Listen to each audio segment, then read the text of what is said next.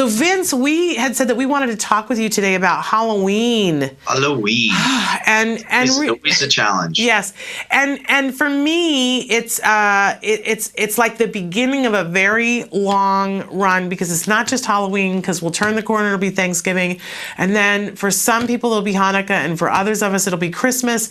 It's we move into this phase of the year when we're going to deal with holidays. And for me, I see that holidays deal with a lot of expectations. And I have friends who say that expectations are planned resentment. And I think that's true. So talk to us a little bit about some things that we should be thinking about as we're in the countdown to Halloween. Well, and like you said, right, this is the countdown into the holidays. Halloween is the door that opens up the holiday season. We have Halloween and Thanksgiving and Hanukkah and Christmas and, everything in between, and New Year's, and every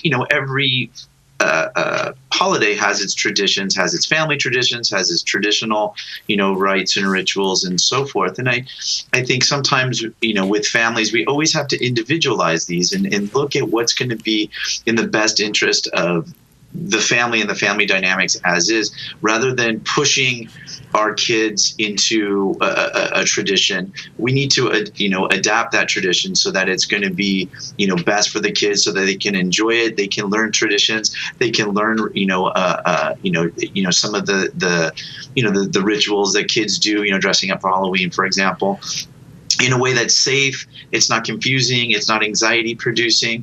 And what I see a lot with our families now is we're adapting Halloween so that it's going to be advantageous for our kids, rather than just thrusting our kids into the holiday fest or the Halloween festivities as is. Yeah, and that's important. It's one of these things, Vince, where I think about this all the time. When we were doing therapy, there would be moments where I would say, wait a second, what's the point of this lesson? And then it would get explained to me, and I would go, oh, okay, well, great. Then I know how to proceed, because this is what we need to teach, and this is what the point is.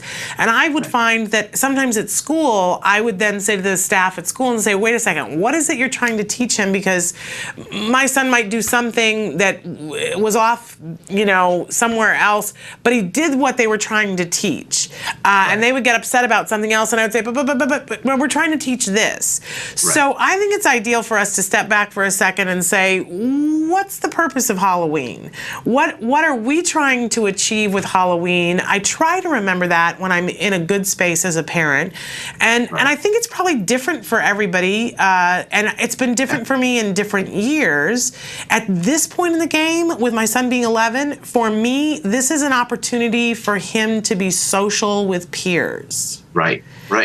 Yeah, as you're talking about it, I'm thinking of all the different learning lessons and learning opportunities that happen with Halloween.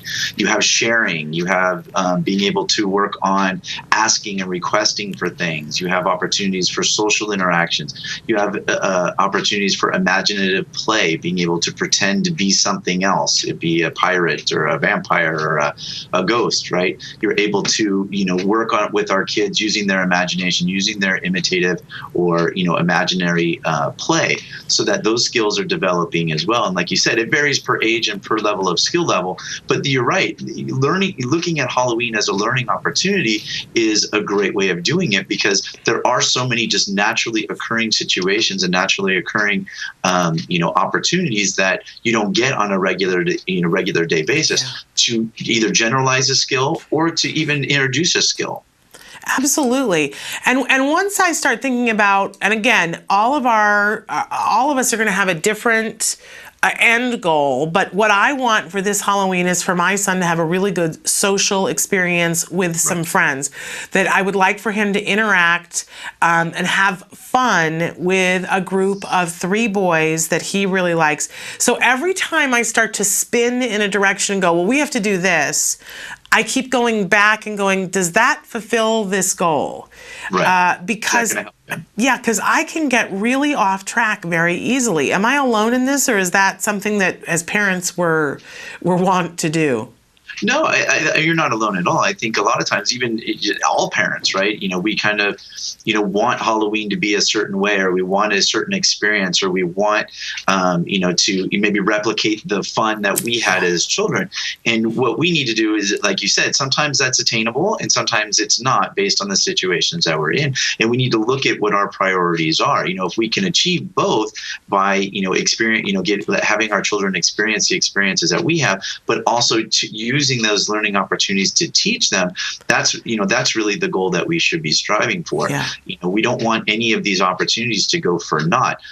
Opportunities for you guys with social experiences. You're doing the right thing by bringing the kids to you, controlling the situation, and then you can, then go maybe a certain pathway of certain houses, or maybe have certain games at the house that they can play that are structured, controlled, will give Jem the opportunity to learn. And this is is the same with all of our kids, is setting up situations where we can control it at the house, or even if we're going out in the neighborhoods, to have it controlled, structured, and use that learning opportunity while also having fun.